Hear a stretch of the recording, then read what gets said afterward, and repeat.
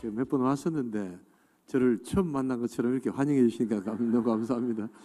예, 우리 또 더운 날씨에도 우리 어린이들이 이렇게 많이 나와서 이렇게 또 찬양도 하고 해서 참 좋습니다. 이렇게 오늘은 조금 그 언약에 대한 언약 이런 것들을 이야기하면 조금 이론적인 것이 돼서 어떻게 하나 생각했는데 우리 오늘 어린이들도 많이 앉아 있고 그래서 조금 준비한 거 말고 좀 이해 중심으로 좀 해야 되겠다는 생각을 하고 지금 이렇게 또 마음을 좀 바꾸고 있습니다. 그래서 아무튼 우리 목사님이 지난주 제가 가기 전 앞주간에 인도네시아 선교를 갔다 오시고 제가 같은 중부 자와 지역에 저도 또 우리 온천교회가 자카르타에 한 40명 의료 선교하고 제가 또 스마랑에 청년 집회하고 해가지고 목사님이 앞에 가시면 제가 뒤에 따라가고 이래가지고 이번 여름에 우리 인도네시아 중부 자와 지역을 한번 이렇게 휩쓸고 왔습니다. 그래서 우리 함께하는 교회하고 정말 함께한다는 마음이 들고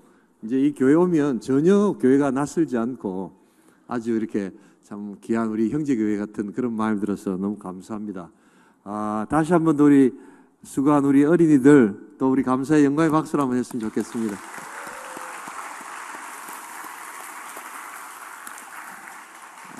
여러분들 지금 우리나라 저출산 고령화 문제가 심각하다는 것 여러분 많이 들으셔서 아실 겁니다. 그런데 우리가 항상 기억해야 될 것은 하나님의 일하심은 세상에서 위기다, 세상에서 안 된다 할 때 하나님의 일하심을 볼 수 있어야 합니다. 왜냐하면 하나님은 영원히 살아계시기 때문입니다.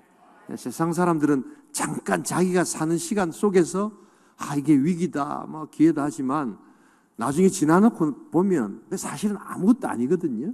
우리 목사님도 코로나 이야기를 했지만 그때는 우리 다 죽는 줄 알았거든요.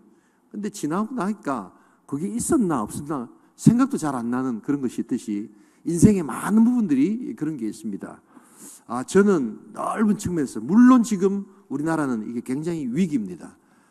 이게 전 세계적 어떤 현상은 아니고요. 전체적으로 인구는 지금 급격히 증가하고 있습니다.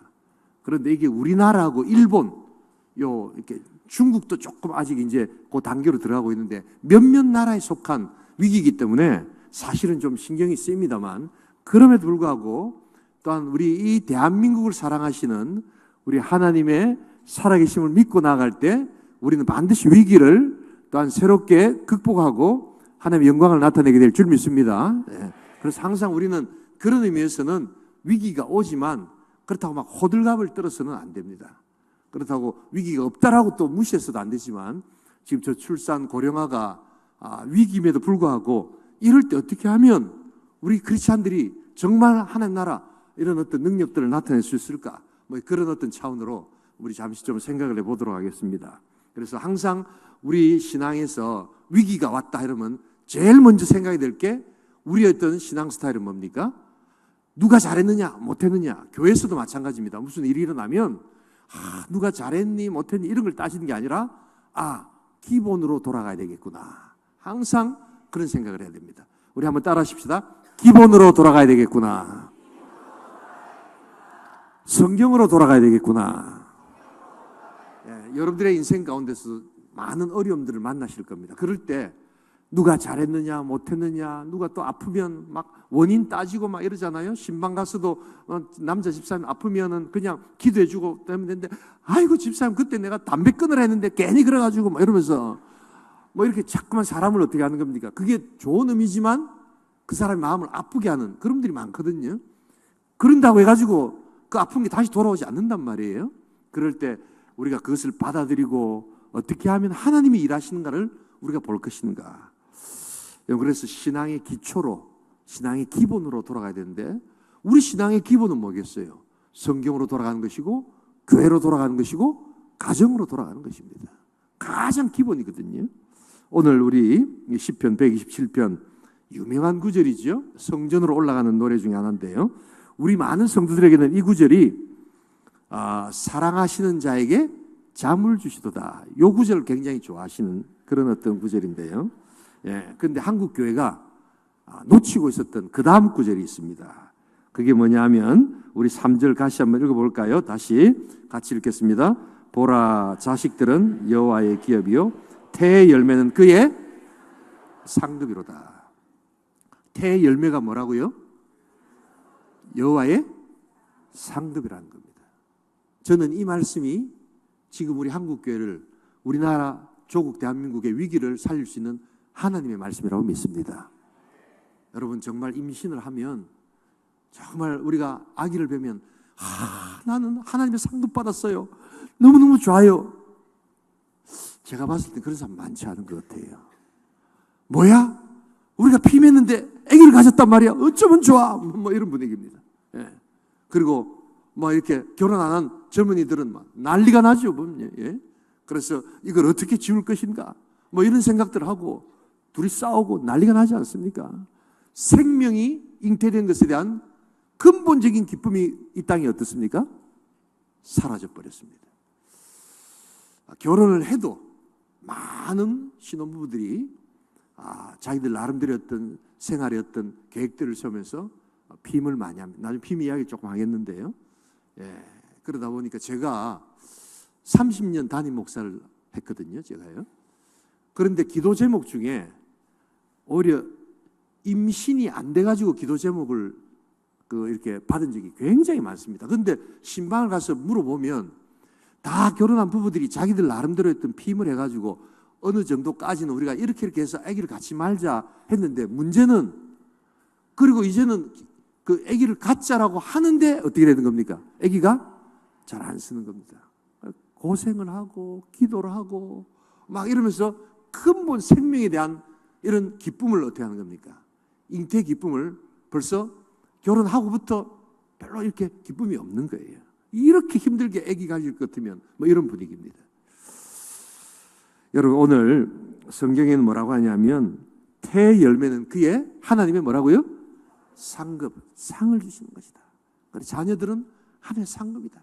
아이고, 이 녀석 그냥 내가 억지로 지우려 했는데 그냥 할 수 없이 태어나가지고 이런 경우가 많죠, 그죠? 여러분, 그래서 우리가 신앙을 가진 자들은 말씀으로 돌아가야 합니다. 내가 임신을 하면 나는 상을 받았습니다. 하나님의 큰 상을 받았습니다. 얼마나 감사합니까? 여러분, 임신했다고 감사한 거 해보신 적 있으세요? 대답해 보세요. 예.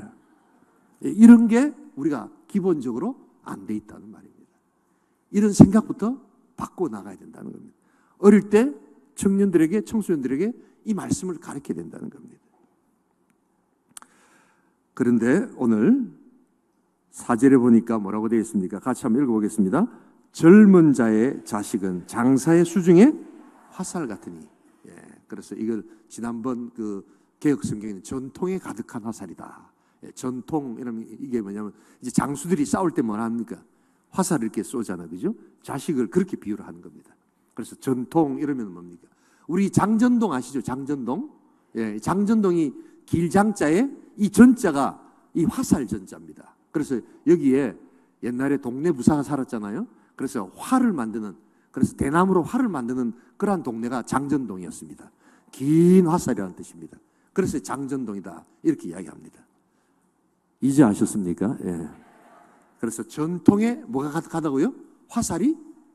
화살통에 화살이 없는 거예요. 지금 우리나라가 어떻게 됐다고요? 화살통에 화살이 지금 없는 겁니다. 그래서 이 화살통에 가득한 화살이 있을 때 그 자가 뭐라고요? 복을 받은 자다. 자녀들이 많은 집이 뭐라고요?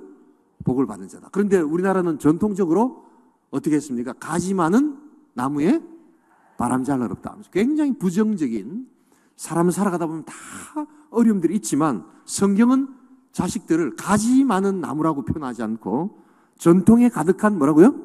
화살 같다. 이런 자들이 복을 받는다.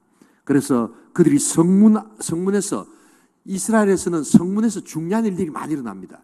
재판도 일어나고 여러 가지 논쟁도 일어나고 여러 가지 비즈니스도 일어나고 하는 것이 다 성문 앞이었거든요.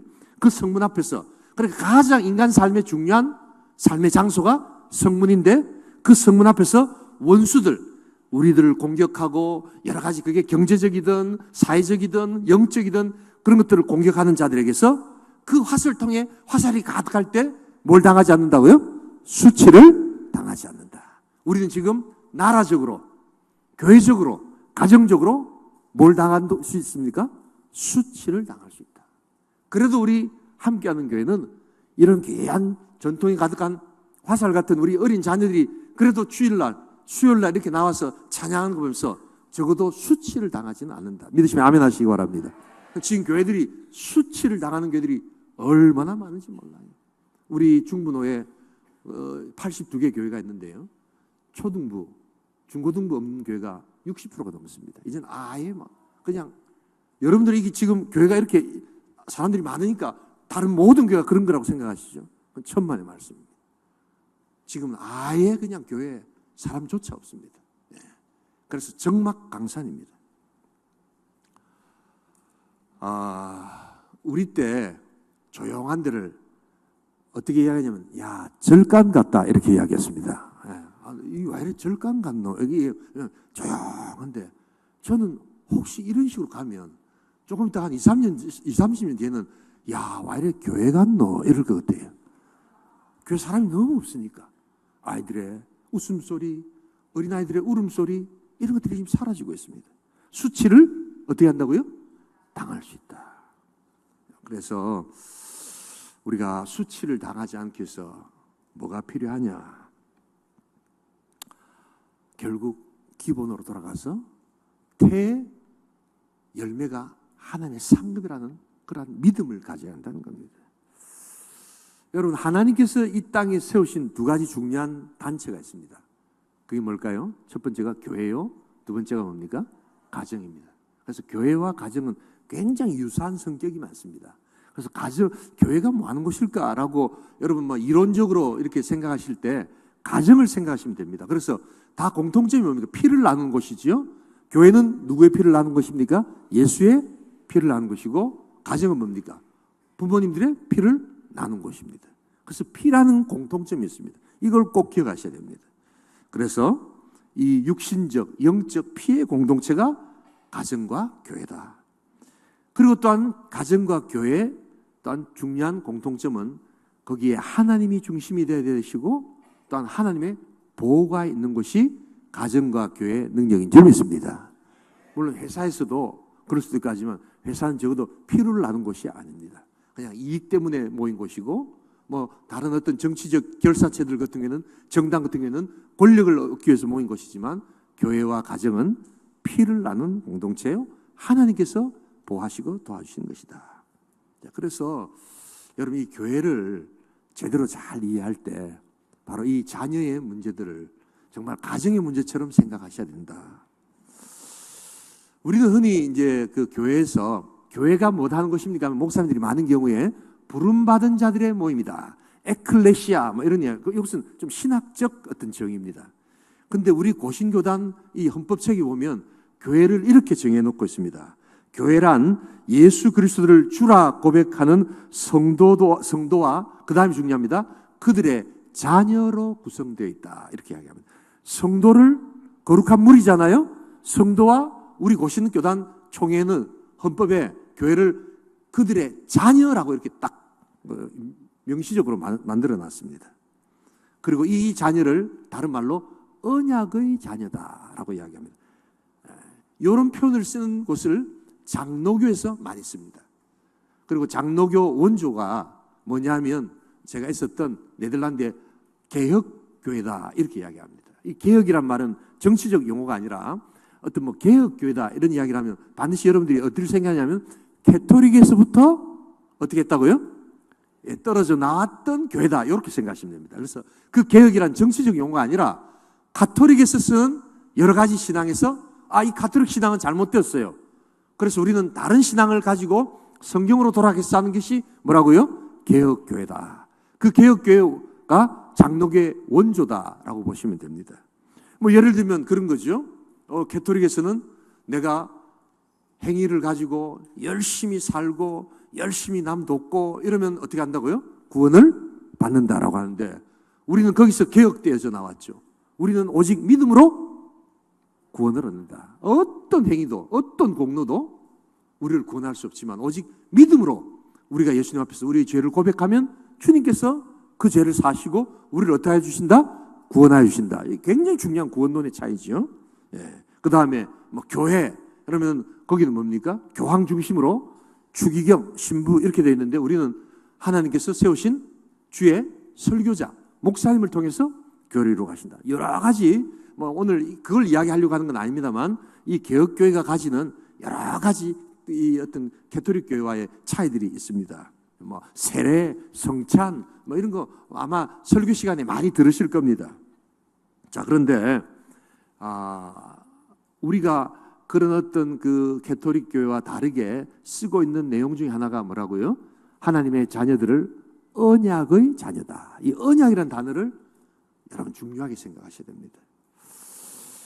우리 하나님께서는 이스라엘 백성들에게 찾아오시고 우리를 불러주신 줄 믿습니다. 예. 우린 여기서 끝나는데 그 다음에 하나 또 있어요. 여기 조금 어려운 개념일 수도 있는데 하나님은 보이시지 않지만 이스라엘 백성들과 약속을 맺으셨어요. 이게 중요합니다. 조금 우리 아이들한테는 어려운 개념일 수 있지만 하나님은 그냥 우리를 부르셔서 가만히 계신 게 아니라 약속을 하셨단 말이에요. 쌍방이 약속을 하셨는데 무슨 약속을 하셨느냐? 너희들은 내 백성이 되고 나는 너희의 하나님이 되겠다. 그래서 내가 이렇게 하라는 대로 딱 하면 내가 너희들을 끝까지 지켜주겠다 하는 게 하나님의 약속입니다. 예.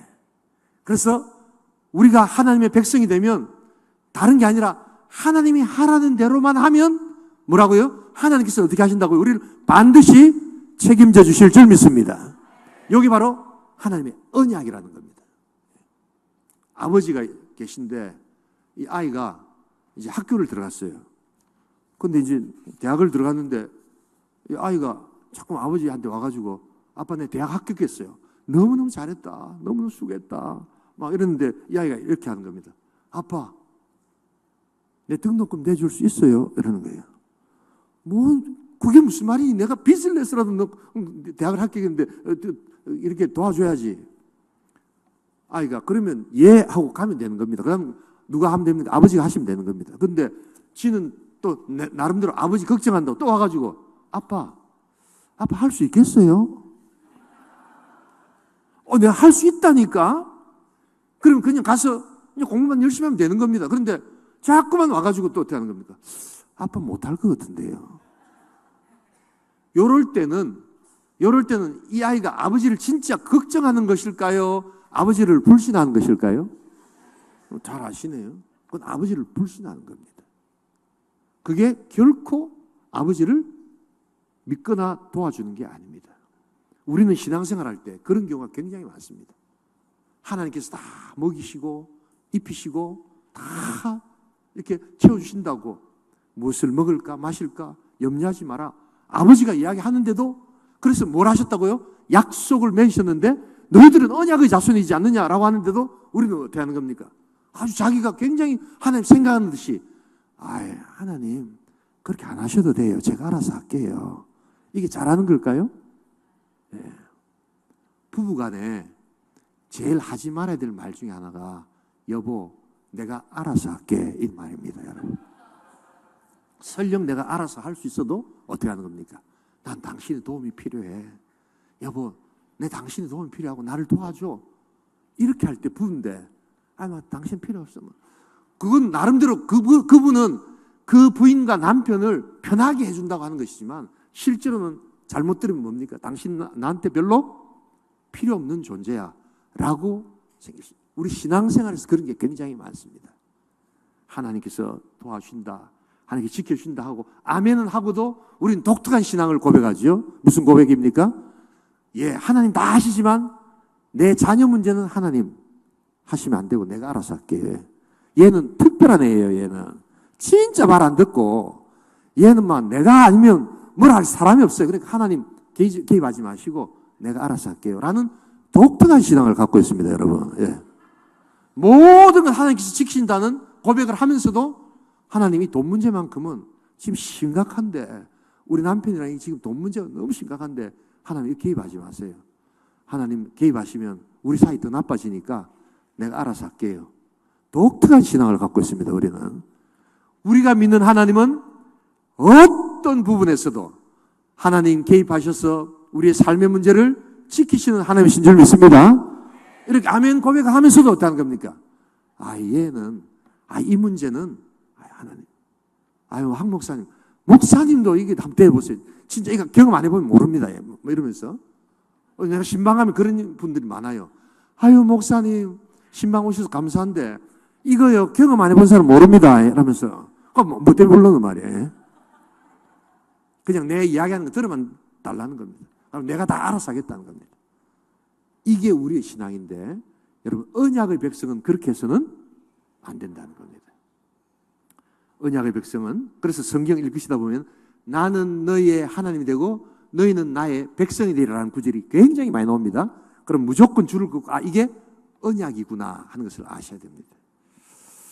자, 그래서 여러분 이런 언약은 이 성경이 많이 나옵니다. 이 언약에 대해서 따로 강의를 하려면 시간이 많이 걸리는데 그냥 오늘은 출산과 관계되는 이야기만 하기 때문에 조금만 하도록 하겠습니다. 그래서 하나님께서 아브라함하고 맺은 언약이 있습니다. 우리 17장, 창세기 17장 같이 한번 쭉 읽어볼까요? 창세기 17장 제가 이거 안 보내드렸네요. 죄송합니다. 한번 찾아서 나타나면 한번 볼까요? 감사합니다. 천천히 한번 읽어보겠습니다. 아브라함이 99세 때 여호와께서 아브라함에게 나타나서 그에게 이르시되 나는 전능한 하나님이라 너는 내 앞에서 행하여 완전하라. 내가 내 언약을 나와 너 사이에 두어 너를 크게 번성하게 하리라 하시니 아브라함이 엎드렸더니 하나님이 또 그에게 말씀하여 이르시되 보라 내 언약이 너와 함께 있으니 너는 여러 민족의 아버지가 될지라. 어떤 단어가 나옵니까? 언약이라는 단어가 나오죠. 그래서 이 언약을 지키면 내가 너를 어떻게 한다고요? 번성하게 하겠다. 네가 이걸 지키면 내가 다 책임지겠다 이런 뜻입니다. 여러분. 그래서 우리는 그래서 신앙은 자꾸만 내가 하려고 하는 것이 아니라 하나님 말씀에 뭐만 하면 됩니까? 순종하고 나아가면 그래서 순종을 강조하는 이유가 바로 이 언약 사상에 있기 때문입니다. 그래서 순종하면 그 다음에 누가 책임지신다고요? 그런데 우리는 그렇게 이야기하면서도 이 문제는 하늘 책임 못 지시고 내가 하겠다는 그런 것들이 있습니다. 여러분들의 어떤 관계, 부부관계, 자녀 교육, 특별히 자녀 교육 같은 데는 아주 우리 많은 부모님들이 하나님의 개입을 철저히 차단시키려고 하죠. 하나님이 건드리시면 안 됩니다. 야, 큰일 납니다. 내 손아귀에 있어야 됩니다. 얘는 내가 제일 잘 압니다. 뭐 이런 식입니다. 근데 그것은 언약적 사고가 아닙니다. 자, 그래서 이 언약을 이제 그 후손들하고도 같이 맺게 되는데요. 우리 9절하고 10절도 한번 볼까요? 이 언약을 아브라함에게도 맺지만 9절부터 한번 같이 읽겠습니다. 하나님이 또 아브라함에게 이르시되 그런즉 너는 내 언약을 지키고 뭐라고요? 내 후손도 대대로 지키라. 내 후손도 대대로 지키라 라고 이야기합니다. 그것은 그러니까 한 사람만 언약을 맺은 게 아니라 반드시 그 집안에 아이들이 있다는 것을 전제로 하고 다음 세대까지 어떻게 했다고요? 언약을 맺었단 말이에요. 아브라함 때문에 그 다음에 오는 자식들 이삭, 야곱 다 하나님께서 언약을 맺었다는 겁니다. 그 표로 이제 하나만 더 중요한 거 하나 하십시다. 10절 같이 읽겠습니다. 너희 중 남자는 다 할례를 받으라. 이것이 나와 너희와 너희 후손 사이에 지킬 내 언약이라. 언약 백성이 되었다는 이유로 뭘 하라고요? 남자의 성기에 표피를 자르는 할례를 받으라라고 이야기합니다. 이 언약은 이제 계속해서 발전돼 나가서 이게 뭐 다윗 언약도 있고 막 언약이 여러 개 나옵니다. 그러다가 마침내 새 언약이라고 들어보셨죠? 이건 뭡니까? 예수 그리스도와 함께 맺은 언약입니다. 그래서 이 새 언약은 모두가 예수를 믿으면 하나님께서 어떻게 삼으신다고요? 하나님의 백성으로 삼으시겠다는 것이 이 새 언약입니다. 이 언약에 대한 내용은 몇 시간을 이야기해도 또 필요한 건데 요 정도 하도록 하겠습니다. 자, 그래서 오늘 이제 마지막 남은 시간 어떤 이야기를 좀 해야 되냐면 그래서 이 믿는 자의 자녀들은 아까 아브라함에게도 언약을 맺으셨지만 어디에도 언약을 맺으셨다고요? 후손까지도 언약을 맺었다는 것이 이게 굉장히 중요한 내용입니다. 그래서 믿는 자의 자녀는 그래서 우리는 언약의 복 가운데 태어난다. 이런 표현을 씁니다. 아버지, 어머니의 신앙 가운데 있는데 여기 어떻게 한다고요? 다음 세대까지 연결된다. 이걸 우리가 믿는 겁니다. 그래서 이 언약 사상에 근거해서 우리는 갓 태어난 어린아이에게 뭘 베풉니까? 유아 세례를 베풉니다. 원래 세례의 핵심이 뭡니까? 내가 예수님을 믿습니다라고 하는 그 고백의 표로서 세례하잖아요. 근데 어린아이가 그 말을 할 수 있습니까? 없습니까? 없는데도 왜 세례를 베풉니까? 바로 이 언약 사상 때문에. 바로 이 아버지, 어머니. 그래서 우리 교회는 부모들 중에 둘 중에 한 명이라도 예수를 믿으면 유아 세례를 줄 수 있습니다. 그 어머니, 아버지 신앙을 보고 그 믿음을 보고 언약 안에 있다고 판단해서 자녀들에게 뭘 한다고요? 예, 유아세를 베푼다. 그래서 유아세의 핵심은 어린아이에게 있지 않고 누구에게 있습니까? 부모에게 있단 말이에요. 이게 굉장히 중요한 언약적 근거다.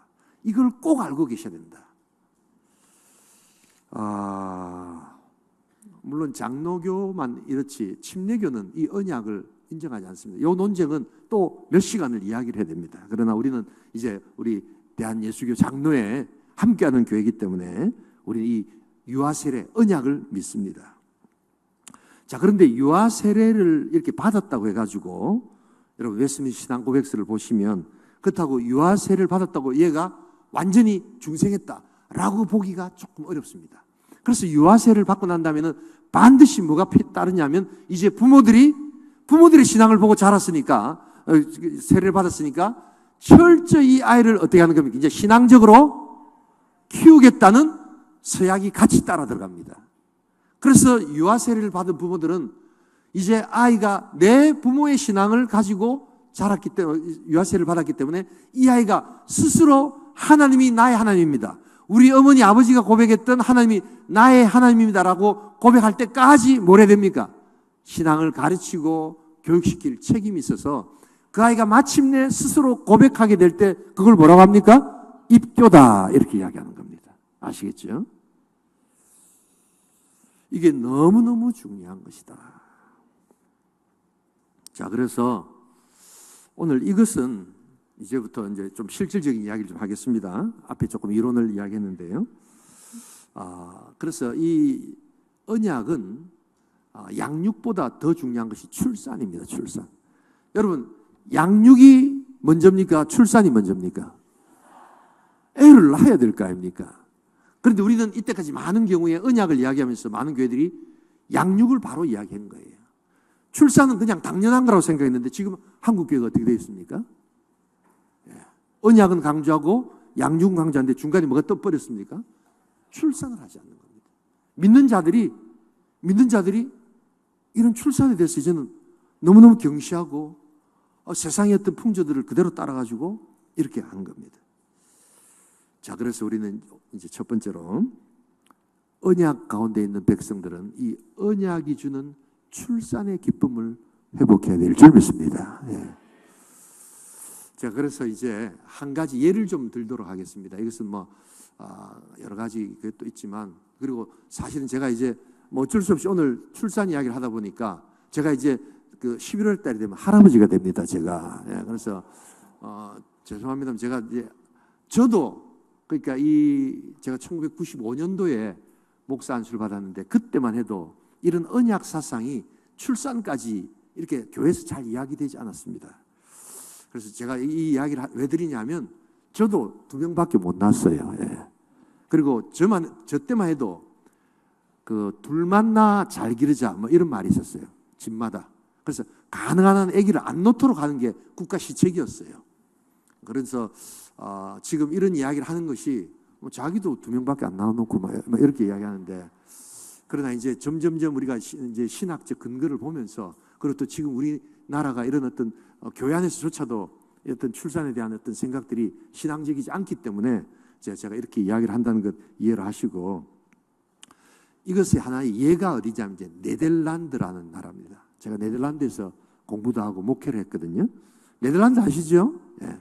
예, 네덜란드가 히딩크가 있었던 나라입니다. 축구를 잘하는 조그만 나라입니다. 이 네덜란드는 니들이란 말이 이게 낮다 이런 뜻입니다. 그래서 그 전체 나라가 조그매요. 해수면의 한 3분의 1이 다 이렇게 뭡니까? 그 바다보다 낮기 때문에 제방 같은 거 이런 게 많습니다. 그리고 네덜란드 사람들이 운동을 엄청 잘합니다. 아이스하키, 그다음에 뭡니까? 스키, 축구, 막 이런 걸 잘하는데 이 네덜란드가 겨울이 되면 추워가지고 제방에 얼음이 얼기 때문에 세계에서 제일 하체가 튼튼한 나라가 네덜란드입니다. 남자, 여자가 기본 키들이 177, 178 이렇습니다. 그래서 기본 하체가 좋기 때문에 웬만한 운동들을 다 잘합니다, 여러분. 그래서 이번에도 올림픽 때 보면 나라는 조건데 네덜란드가 굉장히 운동을 잘하는 이유가 바로 그런 데 있습니다. 근데 여기에 가시면 네덜란드 개혁교라는 곳이 있습니다. 켈빈 루터가 이렇게 이제 사역을 했던 그런 영향을 받아가지고 이 네덜란드 개혁교에서 제가 거기서 이제 목회를 좀 했거든요. 그러면서 제가 많은 것을 배웠습니다. 이 네덜란드 개혁교의 핵심이 뭐냐면 언약의 자손을 제대로 키우는 게 하나님의 백성의 일이다 이렇게 생각하는 겁니다. 우리는 잘 묵고 잘 살고 성공하는 것이 그래서 하나님께 영광을 나타내는 것이 하나님의 일이다라고 생각할지 모르지만 네덜란드 개혁교회 교인들은 삶의 목표가 다릅니다. 그래서 하나님 주시는 태상급이 복된 것이고 그래서 이 아이를 많이 낳아가지고 하나님 앞에 잘 키우면 이게 최고의 영광이다. 이렇게 그들의 삶의 목표가 되겠습니다. 그래서 그들은 항상 기도하는 것이 하나님 저에게 태상급을 많이 주시옵소서. 그리고 하나님께서 주셨다면 이제 하나님의 언약의 자손으로 잘 키우게 하시되 요거를 그냥 딱 문구로 그렇게 기도합니다. 만약 언약의 자손으로 키울 수 없다면 저의 태문을 닫아주세요. 이런 이야기를 합니다. 그래서 태문을 연다면 마음껏 열어서 저한테 주시고 그리고 제가 잘 키워서 하나님 백성으로 세우는 게 이게 우리의 목표인데 이게 시덥지 않다 싶으시면 하나님 보시고 우리 가정에 뭐라 하라고요? 태문을 그냥 닫아주세요. 이렇게 하는 거예요. 우리가 임신을 안 하는 거하고 하나님 태문을 닫아주세요 하는 거하고 이건 다르거든요. 우리 아까 이제 그림 하나 보도록 하겠습니다. 네덜란드 인구 분포가 2019년 네덜란드 인구가 한 1,700만 밖에 되지 않습니다. 그렇게 큰 나라는 아닌데 이게 흔히 말하는 무슨 형입니까? 안 배웠어요. 이게 피라미드형이 아니죠. 지금 우리나라는 역삼각형 구조가 되어 있잖아요. 제일 좋지 않은 그런 어떤 구조가 되어버렸는데 이건 뭡니까? 항아리형. 아주 건강한 형태인데 저기서 보세요. 15세에서 24세가 12%, 15세 미만이 다 합치면 한 28% 되죠. 그리고 25세에서 64세가 뭡니까? 52% 해갔는데 저기에 거의 대부분의 젊은 그 연령층을 많은 경우에 네덜란드 개혁교회 교인들이 채우고 있습니다. 여러분. 거의 대부분 4명 내지 5명을 낳습니다. 이건 교회에서 막 반드시 놓으세요 이렇게 한다고 되는 게 아니고 교인들 스스로가 전통적으로 우리는 언약의 백성이기 때문에 태문을 열어주시면 우리가 기쁨으로 받고 잘 키우겠습니다 하고 이렇게 키웁니다. 왜냐하면 이 언약 사상을 그들이 알고 있기 때문입니다. 여러분 우리들도 그래서 지금 참 언약을 많이 강조를 했음에도 불구하고 우리는 우리나라 정부 시책이 제가 봤을 때는 우리나라 발전에 제일 이 잘못된 정책 중에 하나가 이 출산 억제 정책이었습니다. 이게 가장 잘못된 정책이었고 저는 그때 그렇게 따라가는 것이 크리스찬의 빛과 소금의 삶을 사는 건 줄 알고 우리는 아기를 안 가지려고 노력을 했거든요. 그리고 교회에서조차도 우리 때는 그랬습니다. 목사님들이 아이들을 많이 놓으면 교회 청빙을 안 해줬습니다, 여러분. 왜냐하면 아이들이 많이 오면 뭡니까? 아이들 학비랑 교회에서 다 대주셔야 되잖아요. 교회가 부담스럽다는 겁니다. 그래서 우리 전도사 때 아이 많이 나오면 교회 목사가 청빙이 안 온다더라. 그러니까 어떻게 하는지 아이를 쫓겨나야 돼. 그런 분위기였습니다. 그때가 1995년 이런 때였습니다. 제가 1989년도에 결혼했거든요. 그러다가 이제 제가 네덜란드 갔습니다만 네덜란드 가니까 너무 다른 거예요, 분위기가. 그리고 막 장로님들이 계시는데 네덜란드 교회 장로님들이 굉장히 좋아요. 근데 보통 자녀들이 4명, 5명 있는 거예요. 그리고 폴커스 목사님이라고 저보다 선배 목사님이 계셨는데 그 목사님 집에 가니까 애가 6명이 되는 거예요. 근데 너무 깜짝 놀라가지고 왜 이렇게 애를 많이 놓느냐 하니까 이게 바로 우리는 언약을 믿기 때문에. 여러분들 그때만 해도 죄송합니다. 제가 이 언약을 완전히 이해를 못했어요. 그리고는 이 사람들이 전도는 안 하고, 죄송합니다. 밤에 전도는 열심히 안 하고 밤에 이래 아이 많이 만들고 이래가지고 교회를 끌어가는구나. 저는 굉장히 정죄하고 판단했었습니다. 근데 나중에 알고 보니 이게 바로 언약의 백성을 키우는 그들의 마음의 태도였습니다. 그래서 네덜란드 개혁교회를, 그래서 그때부터 제가 좀 이렇게 많이 살피고 연구를 하면서 이 네덜란드 개혁교회 교인들은 캐토릭은 낙태를 어떻게 봅니까? 죄로 보지요. 우리도 마찬가지입니다. 그런데 캐토릭은 피임도 못하게 하거든요.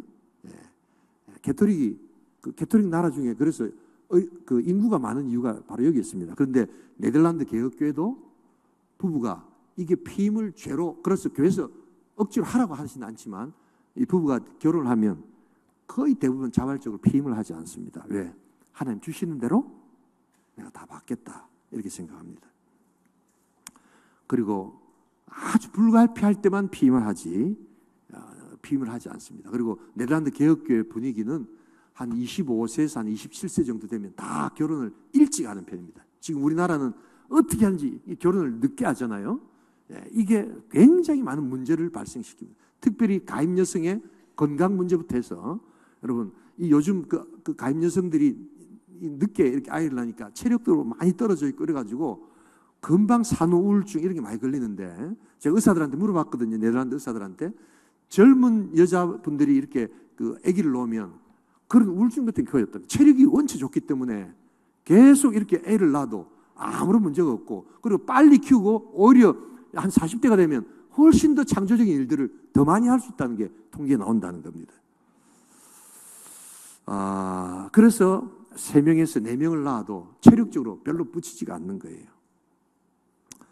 여러분, 그래서 지금 오늘 우리 시대에 여러분, 우리 크리스찬들이 빛과 소금의 삶을 살아야 될 줄 믿습니다. 그런데 빛과 소금의 삶을 어떻게 살아야 되는가?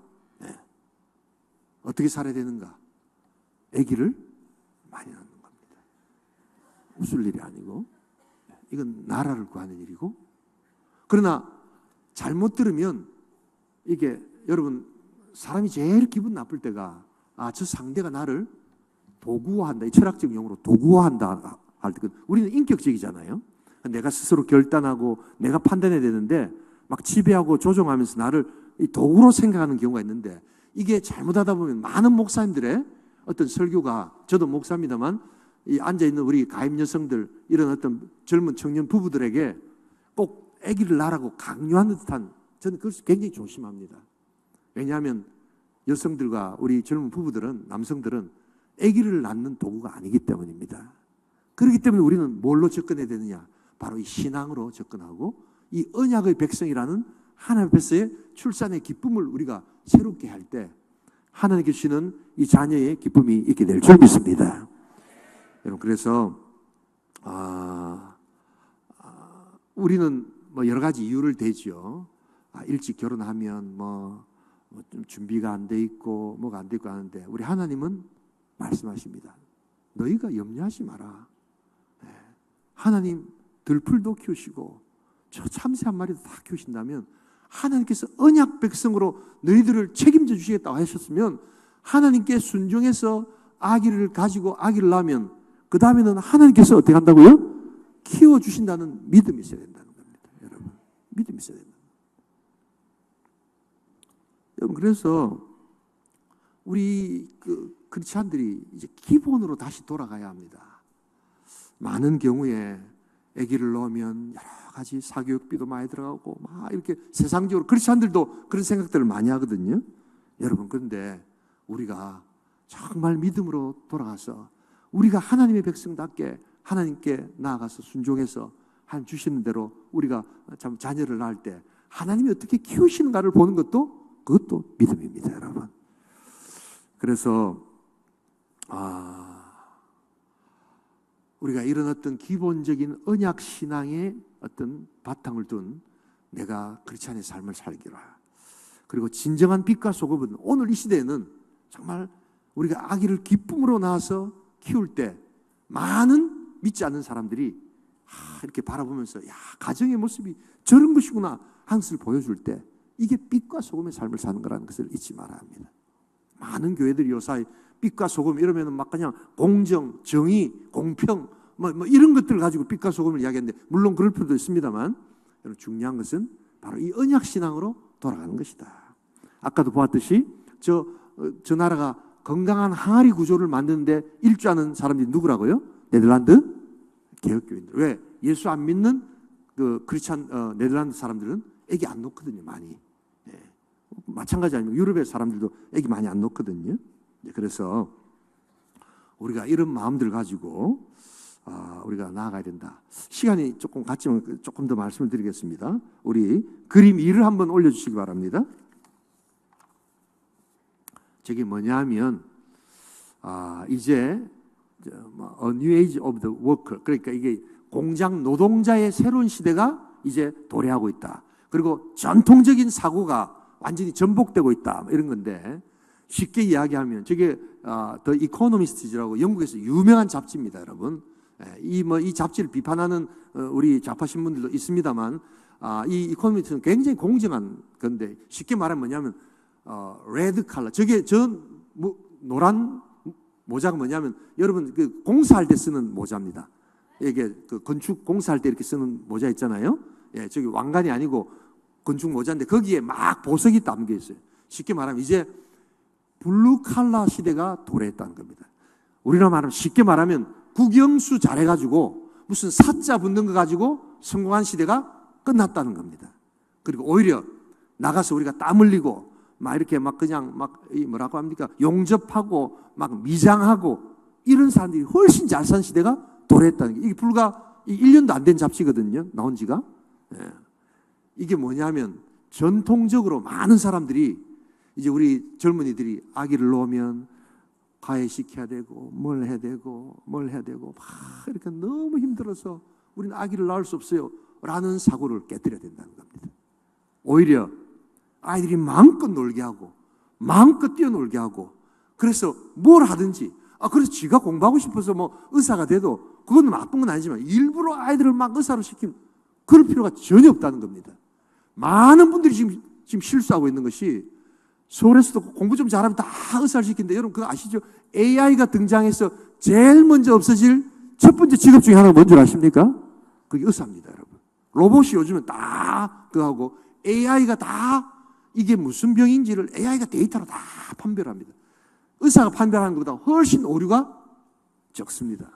근데 지금 그것도 모르고 많은 사람들이 아이들이 의사하겠다고 막 이러 하죠. 예, 이제 그런 시대가 어떻게 됐다고요? 예, 동의를 안 하시는군요. 예. 아이들이 들으면 겁날까봐 지금 어머니들 놀라고 계시죠, 지금. 예? 내가 이거 설교 한번 했더니 젊은 엄마들이 아이, 목사님 그렇다고 아이들 앞에서 그런 말 하면 안 돼요. 막 이러더라고요, 보니까. 예. 근데 국영수로 성공한 시대는 끝났습니다. 예. 완전히 끝났습니다. 그리고 이제는 AI나 로봇이 대체할 수 없는 그런 블루칼라 시대가 도래했다는 것이 지금 저 잡지의 핵심 내용입니다. 제가 왜 이런 이야기를 드리느냐? 이렇게 결혼 문제라든지 출산 문제를 이야기하면 다 우리 한국의 많은 젊은이들이 이런 이야기를 합니다. 아이들 키우는데 돈이 너무 많이 들고 사교육비가 많이 들고 아파트 값이 비싸고 여러분 그런 시대가 지났다는 겁니다. 예. 믿음으로 다 이겨낼 수 있지만 믿음 하면 뭐 목사님 책임질 겁니까? 하는 분들이 계셔서 제가 이런 이야기를 하는 겁니다. 여러분 그래서 이 이야기는 꼭 들으셔야 합니다. 이제 우리 자녀들 마음껏 뛰노도록 해주세요. 믿으시면 아멘 하시기 바랍니다. 공부 좀 못한 아들이 이제 돈 더 많이 법니다, 여러분. 정말입니다. 네. 시대가 지금 바뀌고 있습니다. 그런데 많은 사람들이 그걸 모르고 왜? 부모들 세대에는 우리 세대에는 하도 못 살던 시대였기 때문에 중산층이 되기 위해서는 공부를 열심히 해야 됐어요. 공부를 잘해가지고 좋은 대학을 나와서 그래서 좋은 자리에 취직을 하고 그래서 저희 때만 해도 제가 81년도에 대학을 들어갔는데 88년도 올림픽 할 때 삼성, 뭐 현대 이런 데 들어가면 최고로 생각을 하고 고시 공부한다고 다 하고 그랬거든요. 그때 저는 어딜 들어갔습니까? 고려신학대학원에 들어갔거든요. 저희 친구들이 얼마나 저를 안 됐다는 듯이 완전히 무슨 이상한 신학대학이 많은 데고 말이야. 취직도 안 하고 증권회사 이런 데가 그때 열려 있었거든요. 그런데 하여튼 우리 때는 그런 데를 가야지 어떻게 한다고요? 아주 중산층이 되고 잘 살고 다 해서 어떻게 하든지 대학 들어가고 이런 거였습니다. 그래서 매일 시험 치고, 우린 주일날 이게 주일 성수를 해야 되는데 월요일날 우린 주초고사라는 걸 꼭 쳤거든요. 그러니까 주일 오후만 되면 어떡합니까? 기도가 잘 안 되는 거예요. 내일 시험이 있는데. 그런데도 교회에서는 놀랍게도 말합니다. 주일날 공부하지? 할렐루야, 여러분. 그런데 오후 되면 마음이 불편한 거예요. 공부 좀 해야 되는데. 왜 그러냐? 좋은 대학을 들어가고 그래서 좋은 직장을 들어가는 것이 어떻게 됐다고요? 중산층의 루트였습니다. 근데 그런 시대가 이제 30년, 40년 지나면서 완전히 끝나버렸습니다. 이제 그렇게 해가지고는 집 하나 제대로 사지 못하고, 그러다가 여러분, 저때 81년도, 우리 88년도에 이제 제가 신학대학원 들어갔는데 97년도에 뭐가 생겼습니까? 제가 95년도에 목사 안수를 받고 네덜란드를 갔거든요. 97년도에 뭐가 났습니까? IMF 나가지고 일반 은행, 웬만한 좋은 직장 다니는 거의 내 친구들이 다 어떻게 됐습니까? 다 잘렸습니다. 명예퇴직 당하고. 여러분, 직장은 결국에는 아무리 열심히 해도 한 45세, 50세 들어가면 이제는 다 그냥 정리됩니다. 그런데 내가 받았던 이런 어떤 체력 가지고, 여러분, 그래서 저희 교회 앞에 이발소가 하나 있어요. 이 할아버지가 81입니다. 81. 내가 그 이발소 다니거든요. 가격이 7,000원밖에 안 합니다, 여러분. 근데 너무너무 잘 깎았어요. 근데 이 할아버지가 너무너무 행복해 하시는 게 80인데도 아직까지 일을 하고 계시는 거예요. 그러면서 야, 어르신 좋겠습니다 하니까 내가 이 이발 배울 때 얼마나 힘들게 배웠는지 모릅니다 하면서 때려치우려 했는데 할 게 없어가지고 이랬는데, 할 게 없었는데 이 사람이 제일 어떻게 하는 겁니까? 지금도 제일 행복하신 분이 된 거예요. 왜? 80세 됐는데도 일을 하고 남들한테 기쁨을 줄 수 있고, 바로 기술이 있었기 때문입니다. 아마 이 할아버지가 공부했다면 벌써 한 30년에 잘리고 지금 아마 어디 저런 데 가가지고 공원 같은 데 가지고 그냥 계셨을 겁니다. 제가 왜 이런 이야기를 하느냐? 여러분, 우리가 믿음을 가져야 될 줄 믿습니다. 그리고 아이들을 마음껏 놀려주고, 그래서 이 아이들의 창의력과 이 아이들이 정말 로봇이 생각 못하는, AI가 생각 못하는 그런 하나님의 크고 풍성하신 것들을, 이런 창조력을 그들이 경험할 때 이 시대를 승리할 수 있다. 아기를 마음껏 낳아야 된다. 그런 세상 염려 때문에 아기를 놓지 않는 이런 어떤 어리석은 생각을 이제 그치라 이 말입니다. 출산에 대한 인식을 새롭게 해야 합니다. 항상 언약신앙으로 우리는 이제 전통에 가득한, 화살통에 가득한 화살을 만들어내야 될 줄 믿습니다. 저는 이제 늦었어요. 저는 늦었고, 저보고 요구하시면 안 되고, 우리 여기 저는 함께하는 교회 올 때마다 너무너무 감사해요.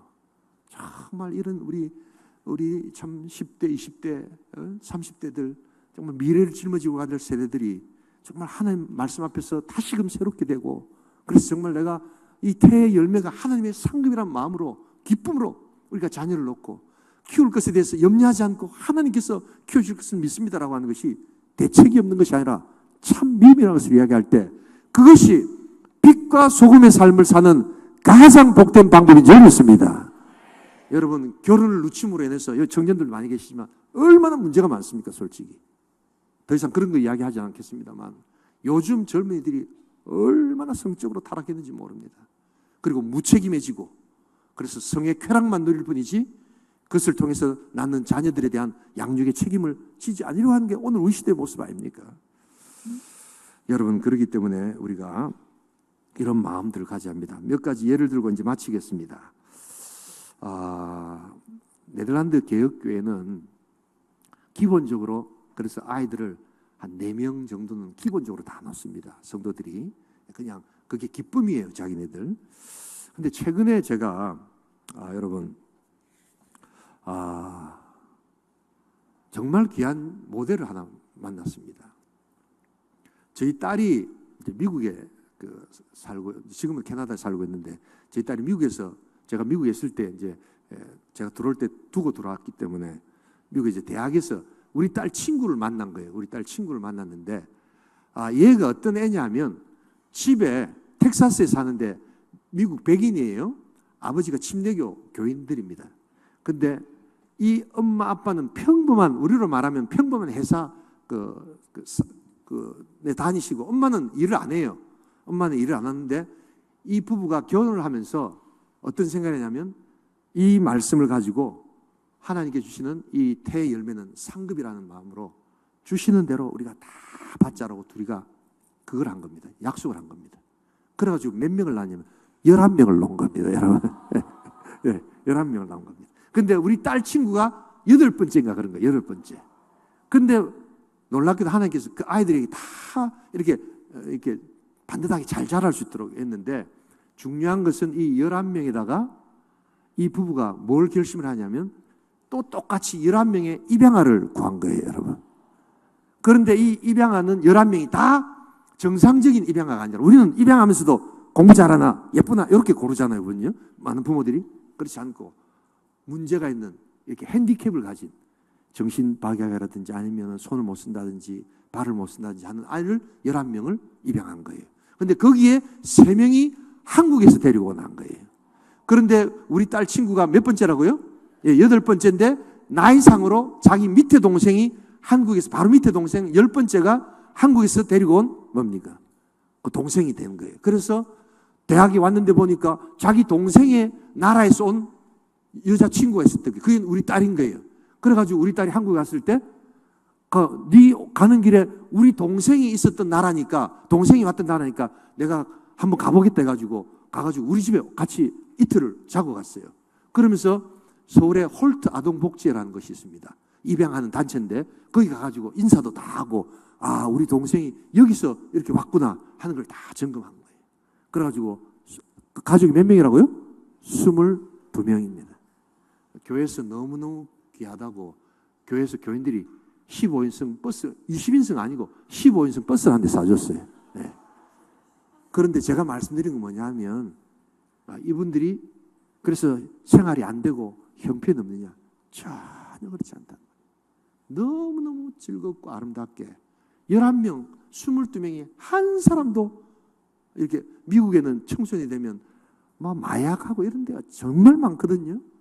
그리고 여러분, 자녀들이 많으면 우울증이 별로 없습니다. 왜냐하면 사회성이 발전하기 때문에, 이게 어떻게 하면 살아남을까 막 어릴 때부터 교육을 받아가지고 따로 이렇게 교육할 필요가 많이 없습니다. 정말입니다, 이게. 예. 그러다 보니까 굉장히 건강하게 자라면서 22명이 축복받은, 그래서 제가 한번 우리 교단에다가 우리 한번 그 가족 부부를 한번 모시자고 제가 건의사항도 드려놓고 있습니다. 여러분, 돈이 전부가 아닙니다. 예. 가족이라는 것이 어떤 것인가. 마지막 우리 그림 하나 보고 마치겠습니다. 저기 2021년이니까 얼마 안 돼. 코로나 때 퓨 리서치라는 세계적인 이 단체인데요. 세계인의 삶의 가치 도표라는 게 있습니다. 그래서 1, 2, 3, 4, 5 이렇게 돼 있는데, 뭐 인터넷에 들어가면 있습니다. 1, 2, 3, 4, 5 돼 있는데, 오스트레일리아, 뉴질랜드, 스웨덴, 프랑스, 그리스, 저머니 다 어떤 나라입니까? 들어보면 다 선진국가죠, 그죠? 쭉 내려가면 저 빨간 거 해놓은 게 뭡니까? 사우스 코리아라고 되어 있습니다. 다 우리나라보다 선진국가니까 저 사람들의 가치는 뭡니까? 야, 돈을 우리보다 훨씬 많이 벌잖아요. 그러니까 첫 번째 가치가 뭐겠어요? 돈이라고 되어 있을 것 같은데, 놀랍게도 우리나라가 유일하게 저 모든 국가 중에, 소위 말하는 선진국가 중에 유일하게, 다른 나라는 다 첫 번째 가치가 뭡니까? 패밀리, 가족이었는데 우리나라만 뭡니까? material well-being. 이게 뭐냐면 쉽게 말하면 돈이라는 겁니다. 돈을 저렇게 표현하는 겁니다. 물질적 풍요, 보이는 것. 이게 바로 지금 우리나라의 사람들의 가치라는 겁니다. 우리나라가 가족 중심이라고요? 천만의 말씀입니다. 전혀 가족 중심이 아닙니다, 여러분. 돈만 벌어오면 그냥 남편 떨어지고 아들 떨어져도 아무 관계없이 살 수 있다는 사람들이 한국 사람들입니다. 이걸 저게 2021년. 나는 이거 처음 보고 깜짝 놀랐어요. 인정하고 싶지 않았어요. 에이, 이게 어떻게 이럴까 했는데, 첫 번째, 다 뭡니까? 그래도 다 잘 산 나라가 첫 번째는 뭡니까? 패밀리. 두 번째가 occupation, 직업입니다. 네, 직업. 근데 그 네덜란드 보면 두 번째가 그래도 뭡니까? 물질적인 축복, 그 다음에 friend 이렇게 됐는데, 우리나라는 뭡니까? 첫 번째가 뭡니까? material well-being. 두 번째가 뭡니까? 건강. 예. 세 번째가 뭡니까? 패밀리. 예. 돈이 있어야지 가족이 있지. 이렇게 생각합니다. 여러분, 이게 바로 오늘 우리 시대의 우리들의 모습이다. 정말 우리가 왜 아기를 놓지 않는가? 정말 여러 가지 그런 문제 때문에 놓지 않는가? 어쩌면은 우리의 마음속에 물질적인 가치가 가장 우선되어 있기 때문에, 가족보다도 훨씬 더 물질이 우선되어 있기 때문에 우리가 아기를 놓고 있지 않은지는 점검해 보아야 합니다. 여러분, 우리 가정의 가치를 회복할 수 있기를 소원합니다. 다시 돌아갑니다. 교회와 가정은 뭘 나눈 곳이라고요? 예, 피를 나눈 곳이다.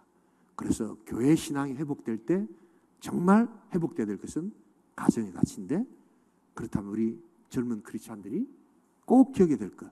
내가 여기서 이 수요일날 이렇게 강의를 듣고 설교를 듣고 찬양을 하지만 내가 집으로 돌아가서 해야 될 일은 뭔가? 정말 하나님께서 전통에 가득한 화살을 하나님 주시옵소서. 그리고 태의 열매가 하나님의 상급임을 알게 하시옵소서. 그리고 이것을 열어놓고 우리가 하나님 앞에 올려드릴 때 하나님께서 다 키워주신다는 것을 믿고 나가는. 그래서 제 딸, 우리 친구 예를 들었습니다. 너무너무 잘 자라가지고, 물론 재벌이 된 건 아닙니다만 그렇게 많이 놓으면 다 아이들이 밥도 못 먹고 이렇게 할 거겠죠? 그렇지 않습니다. 지금 우리나라도 잘 살게 되었기 때문에 많은 옆에서 사회적인 도움을 줍니다. 우리 크리스찬들이 해야 될 것 두 가지입니다. 다시 언약의 하나님 백성으로 돌아가서 우리 하나님께 주시는 이 태 열매를 열어야 된다. 그리고 하나님 앞에 나아가야 된다. 우리를 결코 애기 낳는 도구로 여러분들 생각하는 것이 아닙니다. 우리 어린 자녀들 신앙 가르쳐서 이제 이런 가치를 줘야 합니다. 더 이상 우리 어른들이 물질적 풍요, 돈이면 다 됩니다 라고 하는 이 우리의 잘못된 생각들을 여러분 바꾸지 않으면 우리는 계속해서 성문 앞에서 수치를 당할 수밖에 없다는 것을 기억하면서, 우리 무엇보다도 함께하는 교회가, 이 다음 세대가 이런 수요일날 이렇게 지금 1시간 넘게 강의도 듣고 있는 이런 교회가 정말 많은 자녀들을 전통에 가득한 화살을 꽉꽉 담아가지고 세상에서 하나님의 영광과 빛과 소금의 삶을 우리가 나타내는 복된 성도, 복된 교회, 복된 공동체 될 수 있기를 주님의 이름으로 축복합니다. 우리 시간 한번 기도하기로 합니다. 우리 목사님 나오실 때까지. 이 언약 개념은 조금 처음 들으면 빨리 잘 안다고 옵니다. 그러나 여러분, 오늘 이 말씀 기억하면서 우리 언약의 백성들은 태 열매가 하나님의 상급, 하나님 주시는 선물이라는 것을 믿어야 합니다. 애들 놓으면 어떻게 키울까? 전세값도 비싸고 집값도 비싸고 사교육도 많이 시키고, 여러분 그것은 너무나도 잘못된 생각입니다. 아무 염려하지 마십시오. 그리고 지금 어린 자녀들 마음껏 뛰어놀게 하십시오. 그리고 그 아이들에게 주신 하나님의 창의력과 창조력이 있을 때 너끈히 살아갈 수 있는 시대가 되었다는 것을 여러분 잊지 마십시오. 국영수 잘해서 단어 많이 외우고 수학 잘 풀면, 점수 잘 받으면 좋은 대학 가서 훌륭한 사람 되는 그런 시대는 완전히 끝났습니다. 여러분, 우리 말씀으로 돌아가야 합니다. 하나님의 말씀은 영원하고 하나님의 말씀은 능력이 있습니다. 그 첫 번째 우리 앞서 나가는 그런 교회가 우리 함께하는 교회 되게 하시옵소서. 우리 함께하는 교회 젊은이들이 정말 자녀들을 전통의 화살통에 가득한 화살로 채우게 하여 주시옵소서. 기쁨으로 하나님께 올려드리게 하여 주시옵소서. 우리 주여 한번 외치고 통성으로 기도합니다. 주여